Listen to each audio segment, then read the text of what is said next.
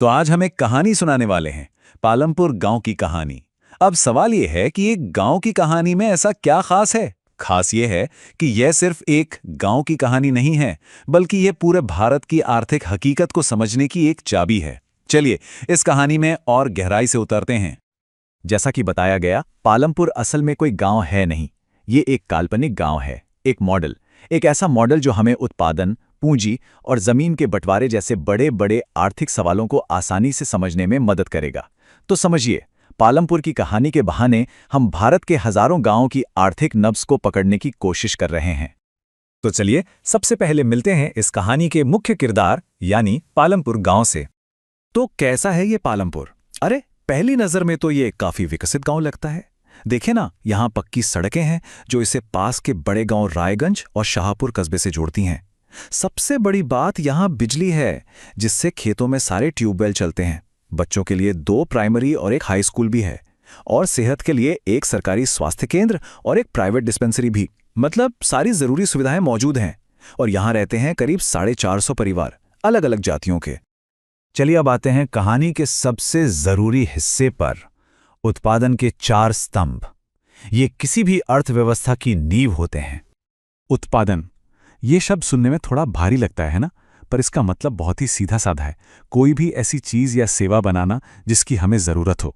खेत में अनाज उगाना हो या फैक्ट्री में कपड़े बनाना, ये सब उत्पादन ही तो है। तो कुछ भी बनाने के लिए हमें क्या चाहिए होता है, जरा सोचिए। सबसे पहले तो जमीन चाहिए, पानी, जंगल, ये सब। फिर उस पर काम करने के लिए लोग चाहिए यानी श्रम। फिर औजार, मशीनें और कच्चा माल चाहिए, जिसे हम कहते हैं भौतिक पूंजी। और इन सबको एक साथ लाने और चलाने के लिए क्या चाहिए? ज्ञान और हिम्मत। और बस यही है हमारी चौथी चीज, मानव पूंजी। ये चारों मिल जाते हैं तभी उत्पादन का पहिया घूमता है।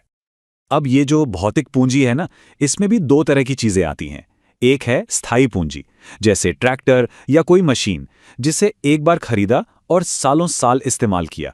और दूसरी है कार्यशील पूंजी, जैसे कि बीज, खाद या हाथ में रखा कैश।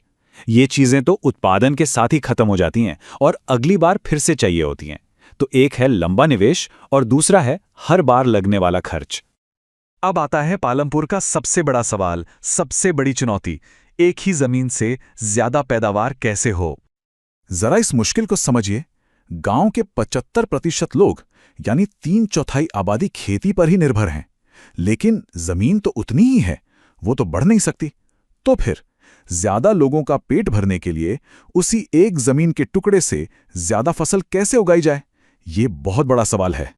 तो पालमपुर के किसानों ने इसका एक हल निकाला, मल्टीपल क्रॉपिंग। मतलब एक ही खेत में साल के अंदर एक से ज्यादा फसलें उगा लो। और ये इसलिए मुमकिन हो पाया क्योंकि गांव में सिंचाई की अच्छी व्यवस्था थी। जब पानी है तो साल भर खेती भी हो सकती है। लेकिन असली गेम चेंजर तो कुछ और ही था। वो था 1960 के दशक के आखिर में आई हरित क्रांति। ये सिर्फ एक समाधान नहीं था, ये एक ऐसी क्रांति थी जिसने भारत में खेती करने का तरीका ही हमेशा के लिए बदल दिया।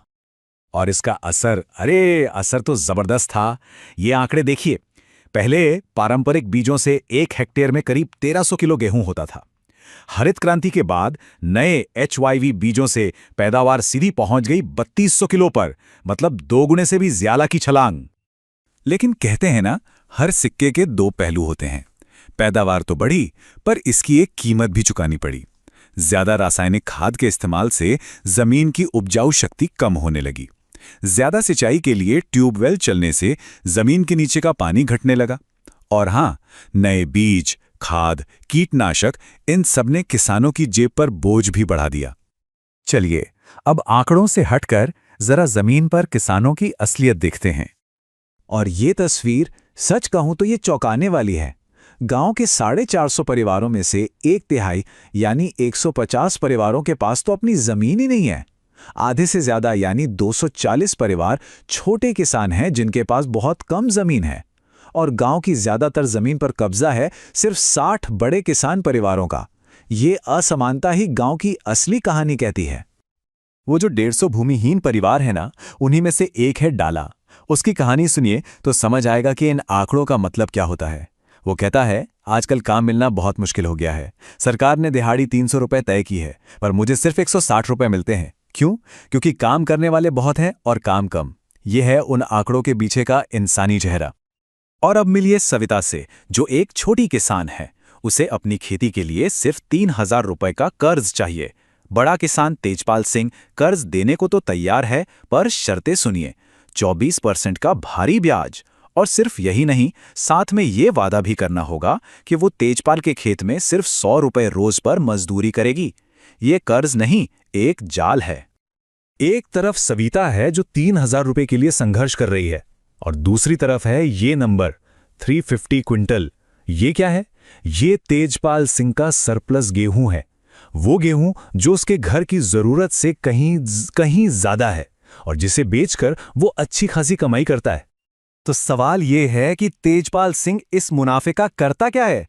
और यहीं असली खेल छिपा है।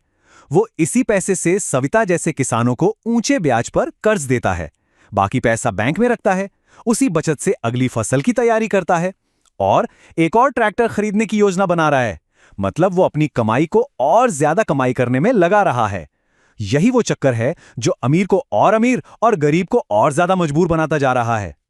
तो क्या पालमपुर में सिर्फ खेती ही होती है? नहीं, कहानी अभी बाकी है। चलिए देखते हैं खेती के अलावा यहां क्या चल रहा है। धीरे धीरे ही सही, पर गांव की अर्थव्यवस्था बदल रही है। कुछ लोग जानवरों से दूध निकालकर पास के गांव में बेच रहे हैं। कुछ लोग गन्ने से गुड़ बनाने का छोटा मोटा काम कर रहे हैं। छोटी छोटी दुकानें खुल गई हैं। रिक्शा, जीप, ट्रैक्टर चलाकर लोग सामान और सवारियां ढो रहे हैं। और सबसे दिलचस्प बात, गांव में एक कंप्यूटर सेंटर भी खुल गया है जहां बच्चे पढ़ने जाते हैं। ये छोटे छोटे काम गांव की तस्वीर बदल रहे हैं। तो पालमपुर की ये कहानी हमें एक दौराहे पर लाकर खड़ा कर देती है। एक तरफ खेती है जहां जमीन तो सीमित है, पर उस पर निर्भरता बहुत ज्यादा है और असमानता की खाई भी गहरी है। और दूसरी तरफ ये नए छोटे छोटे गैर कृषि कार्य हैं। तो क्या यही गांव का भविष्य है? क्या दुकानदारी और डेयरी जैसे काम खेती पर बढ़ते दबाव को कम कर पाएंगे?